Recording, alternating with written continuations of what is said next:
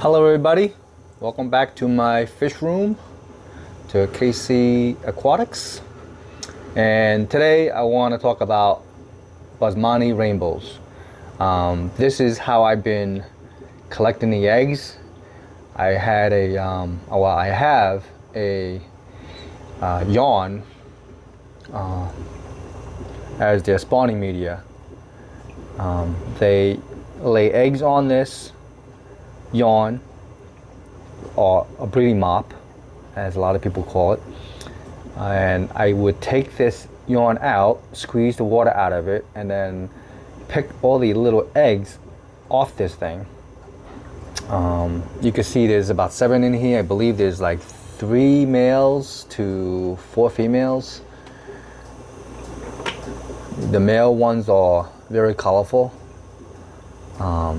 These guys are pretty young. They're about 1.5 inches, 1 3/4 in length. And I just actually turned the lights on to here. So these guys breed at every time you turn on the lights on for the first, I guess, 20 minutes, a half hour, every day. They just keep on laying eggs. So these are the parents of the Boesemani rainbows. And now I'm going to switch you to the eggs that I've collected. They're inside this breeding box. It's a hang-on. I'll leave a link in the description why I got this on Amazon and the link to this product. But it was, when I got it, it was like $22, I think this box cost. It's the large one that I got. It's not the fluval one. This is, I believe, slightly larger than the fluval. But I got tiny little eggs in here. I'm going to try to zoom in on this. I don't know. Here you go. You see those black little specks? Those are the little eyeballs. Sorry, my phone camera is not that great. I'm trying to see if I can zoom in a little better. The other fish you have swimming in the background are mollies. They're in a separate tank. There you go. Maybe that's a little better. And it's deceptive. Looks like they're inside this fluval breeding tank. Hang-on breeding tank. But, so what I do is I collect the eggs. I pop inside here. I just pull the eggs off the mop, the spawning mop, and I'll throw them inside here. There's a couple pieces of Indian almond leaf in here to help with the fungusing.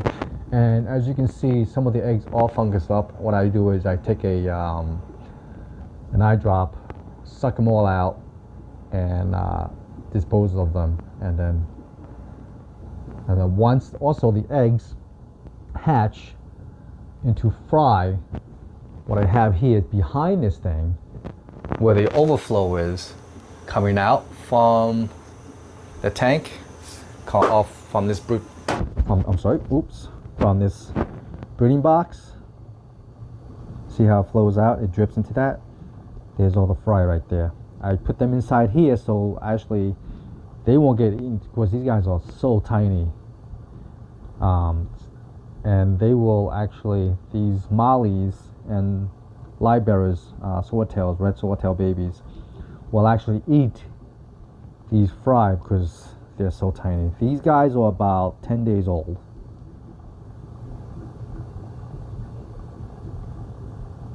All right, and I feed these guys about 4 to 5 times a day. First thing I get up, next time is probably about noon, and then once around at 2, 3, 4 o'clock, and then once around 7 o'clock, 6, 7 o'clock, and then before I go to bed, 9:30, 10 o'clock. So I feed these a couple of times a day. You can see the baby fry swimming around in there. Okay, so how this breeding box, or this hang-on box, is I have a filter, a sponge filter hooked up. Okay, see the bottom, and it runs, and basically it circulates and provides this tank, the air bubbles, pushes the water into this breeding box, circulates the water, and sometimes the babies hatch, they will be dropped into that automatically because it's the way that I have it set up. As you can see, okay, it just drops in, drops inside there. And I got this box, it's a mesh on the bottom so they can't swim through it, and it floats because of this foam piece that's wrapped around this clear cylinder plastic. I got this on Temu. I got a lot of things on Temu. They sell this also, this box on Temu as well. I ordered a small one, but it came cracked, so they just gave me a refund of it. I don't think Temu, they don't accept, well, they do accept products back, but I think it's easier for them because the cost of shipping costs probably more than the product sometimes.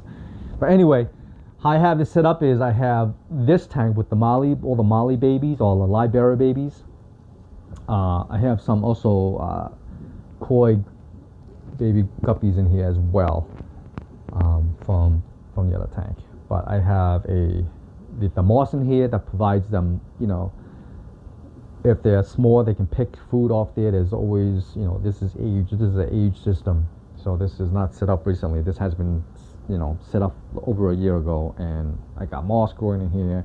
I got a little moss inside there to provide, you know, I'm sure there's stuff growing on there. There's biofilm, all that stuff growing on there, so the babies can pick at that if they get hungry. And what I feed these guys is I have the newborn fish. It's 5 to 50, I think, microns. It's very tiny.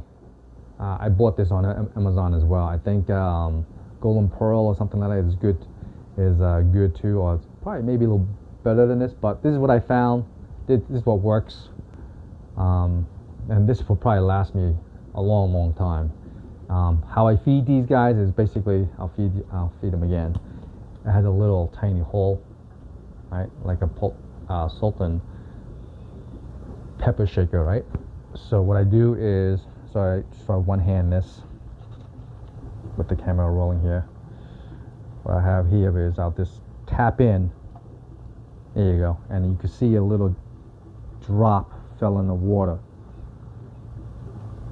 And it disperses in on the top of the water column, and the baby fries just basically, once they're this young, they actually live on top of the water, and they just, you know, right off at the top, and it floats down. It'll sink down into the water, and they'll pick at it as well.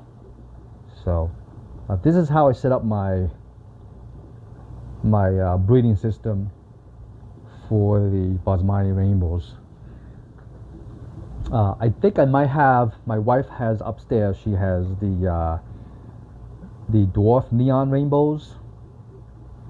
They're beautiful as well. I want to get a couple more of those eggs, and I have a spawning mop up there just once, just to see if they were laying, and I was shocked that they were laying the whole time. So, but anyway, guys, thanks for tuning in, and I will keep you more up to date on the growth of these little fries. All right, take care, enjoy your day, bye bye.